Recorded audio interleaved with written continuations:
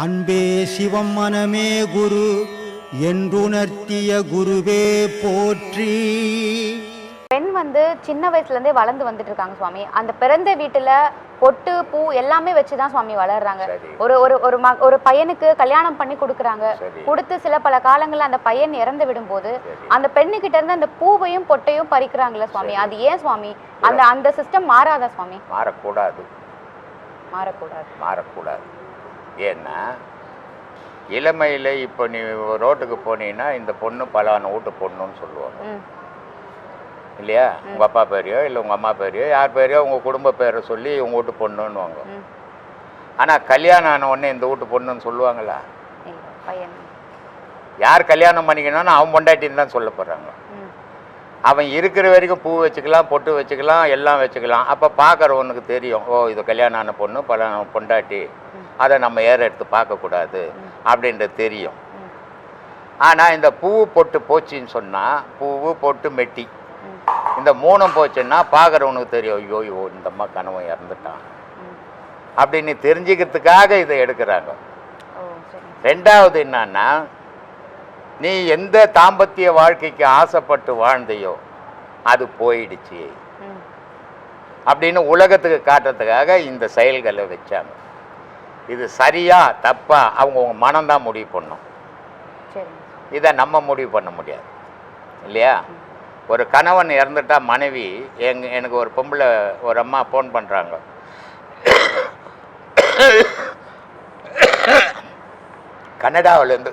கனடாவிலேருந்து phone பண்ணுறாங்க. என்னம்மா அப்படின்னு, என் கணவர் செத்து 20 வருஷம் ஆச்சு சாமி, 20 வருஷமாக என் கணவர் ஞாபகத்தில் தான் நான் வாழ்ந்துன்னுக்கிறேன் அப்படின்னு அந்தம்மா ஃபோன் பண்ணாங்க. நான் சொன்னேன், என்னம்மா முட்டாள்தனமாக பண்ணிக்கிறேன் அப்படின்னு. என்ன சாமி, 20 வருஷமாக உன் கணவனுடைய நினைவில் நீ வாழ்ந்தன்னா உன் செயலெல்லாம் வீணாக போச்சு அப்படின்னு. என்ன சாமி அப்படின்னா, உன் கணவன் 20 வருஷத்துக்கு முன்னே செத்து இப்போ மறுபடியும் பிறந்து அவன் காலேஜில் படிச்சுங்கிறான். நீ என் கணவன் ஞாபகத்தில் இருக்கிற பைத்தியக்காரத்தனமா இல்லையாம்மா? அப்போ உன் எந்த செயலுமே உன்னால் செய்ய முடியாது, அந்த ஞாபகத்திலே தானே உன் வாழ்க்கையை பாழ் பண்ணிக்கிற அப்படின்னா. ஐயோ இது வரைக்கும் யாருமே இப்படி ஒரு விளக்கம் கொடுக்கல சாமி, இனிமேல் நான் சரியாக இருக்கிறேன்.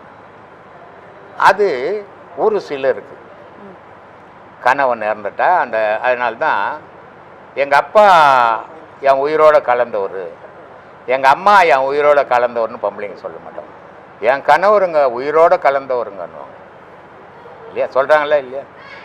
அப்போது இந்த உயிரோடு கலந்தவர் இறந்து போயிட்டாருன்னா ஒரு 6 மாதம் பொறுத்து இன்னொரு கணவனை வச்சுக்கிறாங்க இப்போ இல்லையா?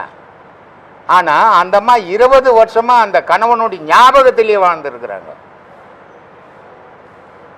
இப்படியும் இருக்கிறாங்க, அப்படியும் இருக்கிறாங்க. ஆனால் ஒரு கணவன் இறந்துட்டா, இளமையில் இறந்துட்டால் என்னுடைய இது வேற கல்யாணம் பண்ணிடுறேன். ஏன்னா உடல் பசின்றதை யாராலையும் தடுக்க முடியாது. அவள் வெளியே போய் கெட்ட பேர் எடுக்கிறத விட முறையான ஒரு கல்யாணம் பண்ணிக்கணும், முறையான வாழ்க்கை நடத்தின சந்தோஷம் இல்லையா? அவளுடைய வாலிபமும் வீணாவாது, அவள் வாழ்க்கையும் வீணாவாது, அவளுக்கு பாதுகாப்பும் கிடைக்குது. அதனால இதை நான் ரொம்ப ஆதரிக்கிறோம்மா. நான் முதல்ல ஒரு நன்றி தெரிவிச்சுக்கிறேன். அன்றைக்கி எவ்வளோ பேருக்கு கேட்டது தெரில. 3ஆம் ஆண்டு குரு பூஜையை மிக மிக மிக சிறப்பாக நடக்கிறதுக்கு ஒத்துமையாக இருந்து உதவி செஞ்சு நம்ம குருநாதருடைய புகழை இந்த உலகம் ஃபுல்லாக கொண்டு போகிறதுக்கு ஒரு கருவியாக நாம் எல்லாரும் இருந்தோம். அன்னைக்கு எல்லாரும் பாடுபட்டிருக்கீங்க. அந்த பாடுபட்டதுக்கு பலன் நமக்கு கை மேலே கிடைச்சிருக்கு. ஐயாவோட புகழை ஒரு இடத்துல அடக்கினா நம்ம அங்கேயே இருக்க மாட்டோம். உலகம் ஃபுல்லாக கொண்டு போகிறதுக்கான வழியை நம்ம பண்ணுவோன்றதுக்காக தான் 3ஆம் ஆண்டு குரு பூஜை மிக மிக சிறப்பாக நடந்தது. அதை நடத்தி கொடுத்த உங்கள் எல்லாருக்கும் ஆத்ம வணக்கங்கள். அடுத்த வருஷம் குரு பூஜை, ஏன்னா 3ஆம் ஆண்டு குரு பூஜை எப்படி நடக்கணும்னு நம்ம 2ஆம் ஆண்டு குரு பூஜை நடந்தால் அடுத்த மாதமே சொல்லிட்டோம். அது எல்லாமே பண்ணிட்டோம். ஐயாவோட பாடல்கள்லேருந்து 10 பாடல் ரெடி பண்ணியிருக்கோம். அதில் ஒரு பாடல் வந்து கேள்வி பதில் பாடல். கேள்வி பதில் பாடல் எப்படி வரும்? ஐயா தானே சமாதி ஆகிட்டாரு, அப்போ யார் பதில் சொல்கிறது அப்படின்னா, ஐயா ஏற்கனவே பதிலை சொல்லிட்டார். நம்மளுடைய வேலை அந்த பதிலுக்கான கேள்வியை தயாரித்து அந்த கேள்விக்கு ஐயாவோட பதிலை போட்டுட்டு அதை ஒரு இனிமையான பாடலாக, அது இனிமையான பாடல் மட்டும் இல்லை, பூட்டி கிடக்கக்கூடிய எல்லாருடைய மனக்கதவுகளையும் இந்த பாடலை கேட்கும்போது கதவுகள் தானாக திறக்கும். ஏன் சொல்கிறேன்னா, ஐயாவோட தத்துவங்கள், ஐயாவோட வீடியோ கேட்டால் புரியுமானா, ஒரு வீடியோலையும் ஐயா சில விஷயங்களை ஆணித்தரமாகவும் சில விஷயங்களை மென்மையாகவும் சொல்லியிருப்பார். அப்போ ஏதோ ஒரு வீடியோ கேட்குறவங்களுக்கு சில விஷயங்கள் புரியும்.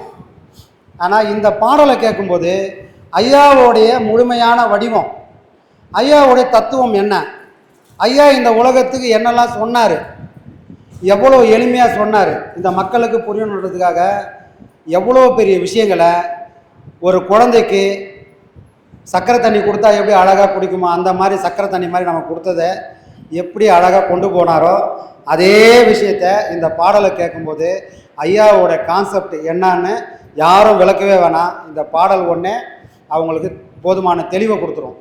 அந்த அளவு மிக சிறப்பாக வந்திருக்குது கேள்வி பதில் பாடல்.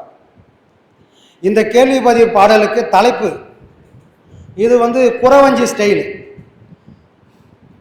குறவன் குறத்தி, குறத்தி வந்து குறவனை கேள்வி கேட்பா, அந்த குறத்தியோட கேள்விக்கு குறவன் பதில் சொல்கிற மாதிரி இது கேள்வி பதில் மெட்டில் வந்ததுனால இந்த பாடலோட தலைப்பு நித்யானந்த ஞான குறவஞ்சி.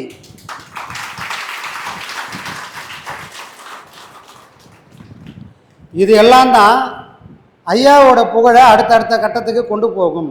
ஏன்னு சொன்னால் இன்னைக்கு இதனோட அருமை யாருக்கும் தெரியாது. நடைமுறை வாழ்க்கையில் காந்தி வாழும்போது காந்தி இவ்வளோ பெரிய மகாத்மாவாக இருப்பார்னு யாருக்காவது தெரியுமானா யாருக்கும் தெரியாது. அவர் வாழ்ந்து மறைஞ்சு அதுக்கப்புறம் திரும்பி பார்க்கும்போது தான் அவரோட உயரம் என்னன்னு இந்த உலகத்துக்கு தெரிஞ்ச மாதிரி நம்மளுடைய குருநாதருடைய பெருமை இன்றைக்கி நாம் பேசும்போது நடைமுறையில் அவ்வளோ பெரிய எஃபெக்டை பண்ணாத கூட போகலாம். ஆனால் நாளைய தலைமுறை அதை வந்து பார்க்கும்போது நம்மளுடைய குருநாதரோட உயரம் இமயமலை மாதிரி உயர்ந்து நிற்கும். அதற்கான வழிகள் ஒன்று தான்ப்பா இருக்குது, இதில் பத்தாது, இல்லை 10 இருக்குது. 10 இருக்குதுன்னா 10 வழியும் நாம் பயன்படுத்துவோம். 10 வழியும் பயன்படுத்தினால் என்ன ஆகும் சாமின்னா, எதுலையுமே சோட போகாமல் எல்லா விதத்துலேயும் நம்மளுடைய குருநாதருடைய புகழை பெருமையை இந்த உலகம் ஃபுல்லாக கொண்டு போனால் மட்டும்தான், அவருடைய புகழ் போனால் மட்டும்தான் அவருடைய கருத்துக்கள் எல்லோருடைய மனசுலேயும் போகும்.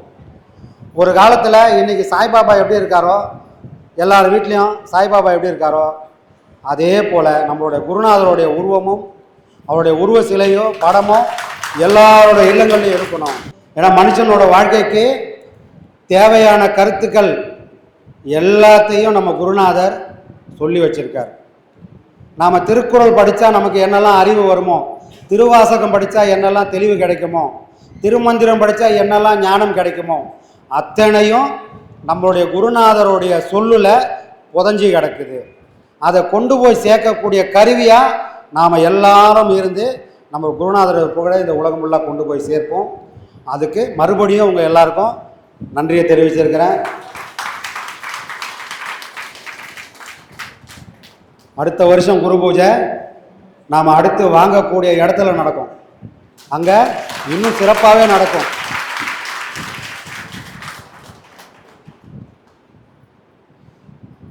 அங்கே பண்ணக்கூடிய ஒரு கலையும் ஒரு விஷயமும் நம்மளை ஈர்த்து உட்கார வைக்கக்கூடிய ஒரு இடமா அந்த இடம் இருக்கும். அதுக்கான எல்லா வேலையும் ஏற்கனவே ஒருத்தர் திருநெல்வேலியில் மணப்பூசலார்னு ஒருத்தர் கோயில் கட்டி வச்சுருக்காரு ஈசனுக்கு. ராஜா கட்டி கூட அந்த ஈசன் போல, ஆனால் மனசால ஒருத்தர் கோயில் கட்டி வச்சுருக்காரு. அதை தேடி தான் கும்பாபிஷேகத்துக்கு இறைவனானவன் போன மாதிரி நாம் எல்லாரும் மனசில் இடமே வாங்கலை இன்னும், ஆனால் கோயிலை கட்டிட்டோம். அந்த கோயிலை மெருகேற்றி அங்கே நம்மளுடைய குருநாதரை வர வச்சு ஆவாகனம் பண்ணி அந்த இடம் சீரும் சிறப்புமாகவும் இந்த உலகத்துக்கு ஞானத்தை கொண்டு போகக்கூடிய ஒரு புனிதமான இடமா அந்த இடத்த மாற்றுவோம். அதற்கு நாம் எல்லாரும் சேர்ந்து ஒத்துழைச்சோம்னா இந்த காரியம் வெகு வெகு வெகு சீக்கிரமாகவே நடக்கும். சரிங்களா? ரொம்ப நன்றிங்க. ஆத்மா.